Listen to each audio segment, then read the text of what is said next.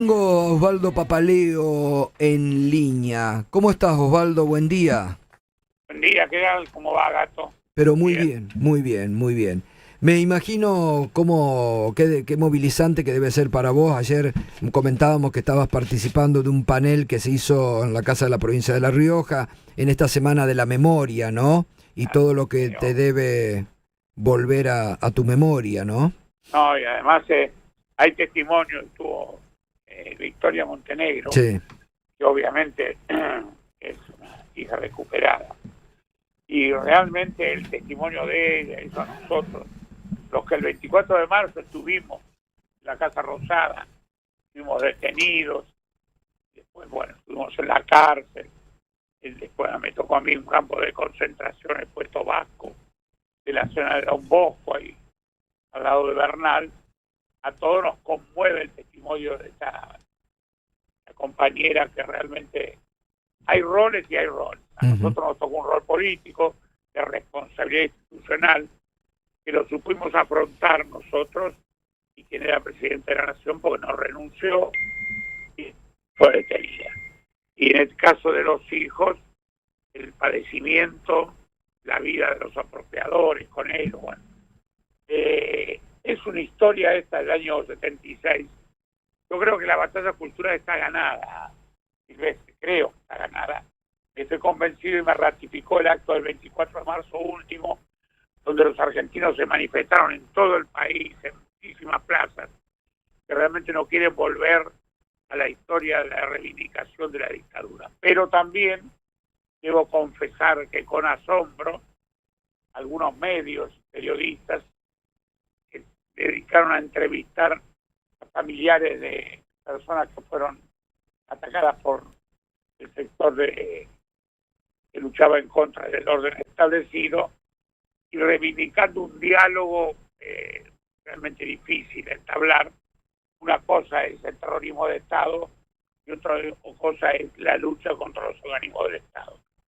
Y empezamos ya a hablar con naturalidad de los dos demonios, y empezamos a hablar con naturalidad de guerra que nunca existió. Nosotros presos no tuvimos la Convención de Ginebra. Claro. No estábamos presos de otro ejército enemigo. Estábamos presos del Estado. Exacto.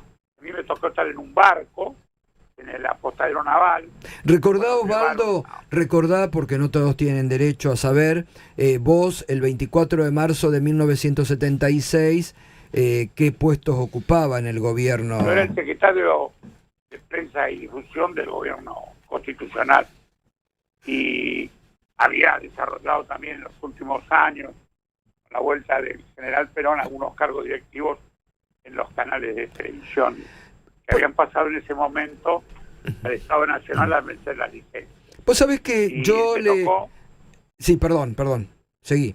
no, nos llevaron a un barco que estaba en 33 Orientales, que estaba en el apostadero naval, para ubicarlo geográficamente muy cerca de lo que ahora es Buquebus. Existe el apostadero naval. Claro, está ahí. Casi, claro. ¿Dónde está la fragata Libertad? Buquebus y Retiro. ¿Dónde está la fragata Libertad? Ahí está todavía. Exactamente. Ahí es el... Y bueno, y ahí se habían armado, y nos tocó ir a todos, ministros, militantes políticos. Es un grupo de 80 personas que nos metieron en ese barco. Tuvimos casi 4 meses. Después a un grupo nos llevaron a la cárcel de Devoto, con un régimen de guerrilla brutal, sin visitas, en un clima de violencia muy... Y después nos tocó que en un traslado a la cárcel de Caseros recorrimos el espinel penal abruptamente. Y sin causa, obviamente. Sin causa. Habían aplicado la decisión del Poder Ejecutivo sin causa ni proceso. Claro. Ahora, lo que te quería, Osvaldo, aprovecho esto. Vos sabés que la única vez que habló Isabel Perón, la única vez, fue un reportaje que yo le hice la última vez que vino a la República Argentina. Estaba gobernando Carlos Menem, y fue muy interesante porque fue la única vez que ella habló del golpe. Y yo le pregunté si se había sentido traicionada, y ella rápidamente me dijo sí, por mucho, pero lamentablemente lo que más me dolió por los propios peronistas. ¿Hubo mucha traición? Claro, había un sector nuestra lucha, yo lo explicaba ayer a la tarde en la charla que tuvimos.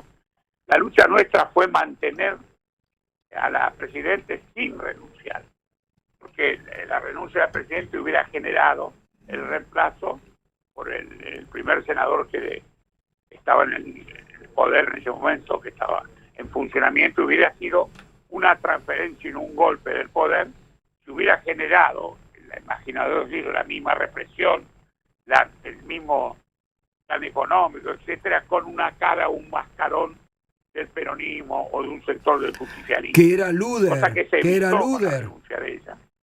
Claro. Era Luder. Muchos de ellos, sí, era Luder.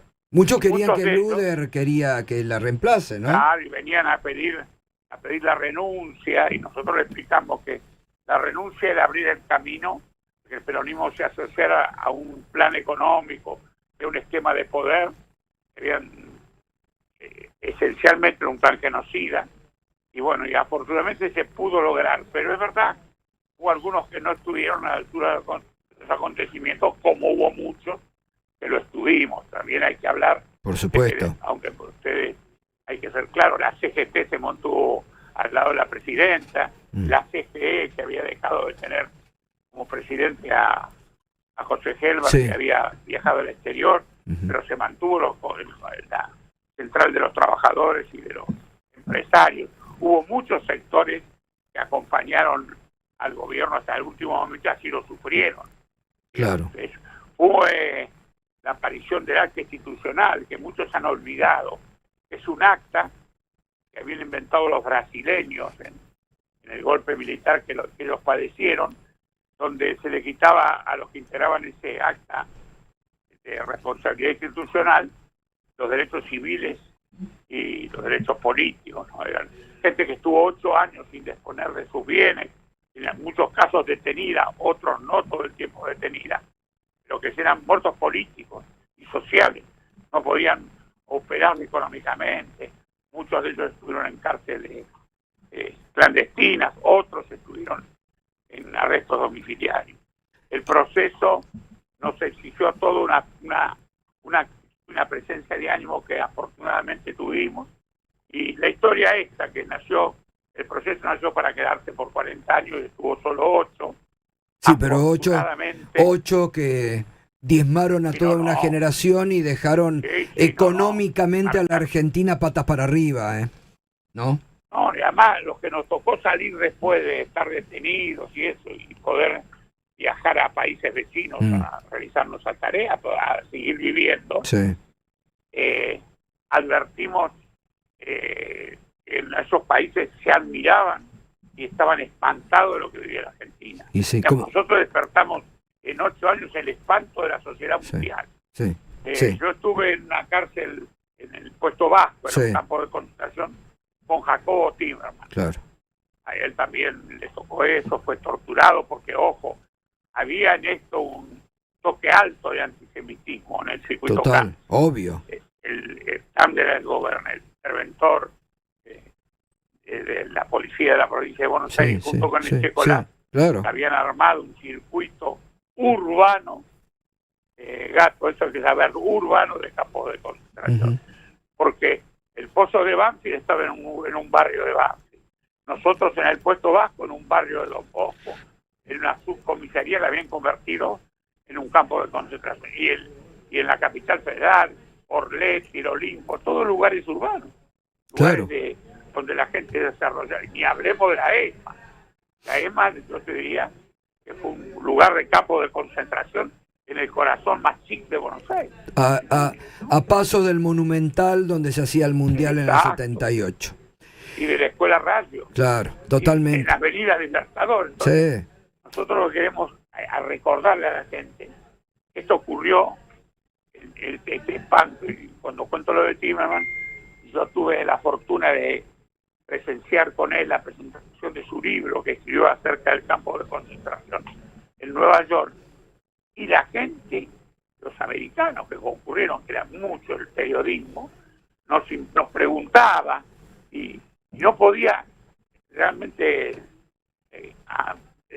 dejar de asombrarse mucho en las condiciones que le explicamos nosotros que estábamos. Sí. Fuimos torturados, que vivíamos en unos tubos habitados con los ojos cerrados, que vivimos en condiciones precarias, hombres y mujeres, Sí. y que además había el caso de von Berni, un sacerdote que hoy está cumpliendo una pena de cadena perpetua, también sufríamos la visita de este tipo de esos personeros de la dictadura. Total. Porque, ojo, la dictadura tuvo el aditamento de unir a sectores que tampoco estuvieron a la altura de los acontecimientos. Sí, total. Osvaldo, ¿y hoy qué encontrás de similitudes entre este gobierno cada vez más autoritario, represor, con la dictadura? La falta de respeto al derecho del otro. Este gobierno, aparte de cumplir un plan económico medio parecido al de Martínez II en algunos aspectos, o en varios, ha centrado en la postergación del otro. El gobierno es la aplicación de un régimen brutal, con un lenguaje también muy expuesto, que hay sectores que van a ser relegados, que están siendo relegados a los sectores populares, en lo económico, en lo educacional. El plan de lo que es similitud con el proceso, es que también hay sectores supuestamente democráticos que están acompañando con su voto en el Congreso la aplicación de este régimen brutal. Digamos, yo no me olvido del radicalismo que vota en el Congreso y a mí el hecho simpático que se pongan radicales con peluca no me causa ni gracia ni le saca la responsabilidad que tiene. No, obvio. Es muy grave lo que están haciendo. Es muy grave. Están apoyando medidas que van a la esencia de la relación de la sociedad. Estamos quebrados económicamente, pero además estamos quebrados con la desigualdad de las cosas, en el ámbito de la cultura, en el ámbito de la realización, en el caso que a mí me ocupa especialmente, han sido bloqueados absolutamente todos los aspectos del desarrollo cultural de los argentinos, el desarrollo de lo que es la Argentina, también una sociedad también empeñada en mantener su visión de la cuestión. Yo que tengo la sensación que la gente está reaccionando, que está viendo que nada lo favorece y que la motosierra, eso son exhibiciones obscenas de violencia muy desagradable, muy desagradable. Todo esto, lo que chistoso que puede tener una cosa, que en el Salón Oval de la Casa Blanca se reparte una motosierra, también representa un estado de situación para otras sociedades. Los americanos votaron atrás, no se olvide.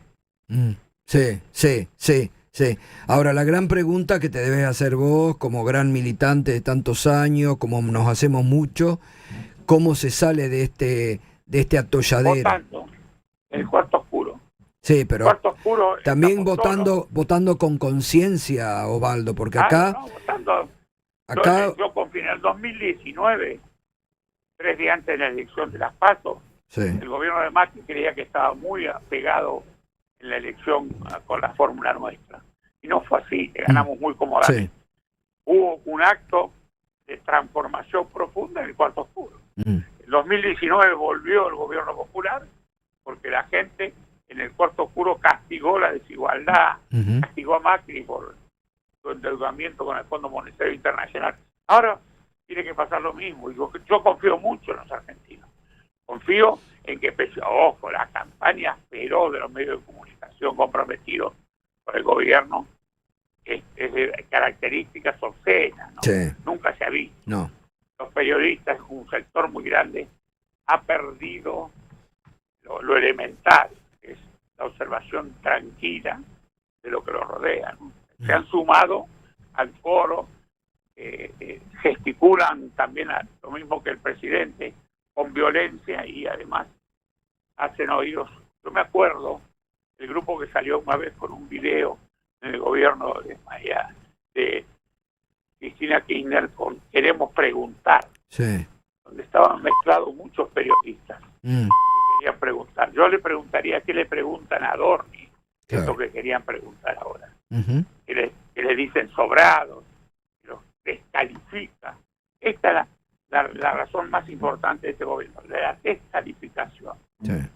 Sí, sí, sí. Nosotros no somos iguales y no somos descalificados y postergados. Ujú. Totalmente. Bueno, Osvaldo, la verdad que siempre es un gusto hablar con vos. El otro día estuve con Carolina y heredó de ustedes ahí la potencia que tiene y las ganas de participar también políticamente. Me encantó, así que estuvimos charlando mucho. Carolina, Sí. es la esperanza y el legado que dejó Irma. Siempre la recordamos también a Irma Roy, totalmente. Bueno, Osvaldo, abrazo enorme. Gracias. Un abrazo, que estés bien. Gracias. Osvaldo Papaleo. Bueno, historia viva, ¿eh? Es uno de los pocos que ha quedado en pie, de los que vivió de cerca el 24.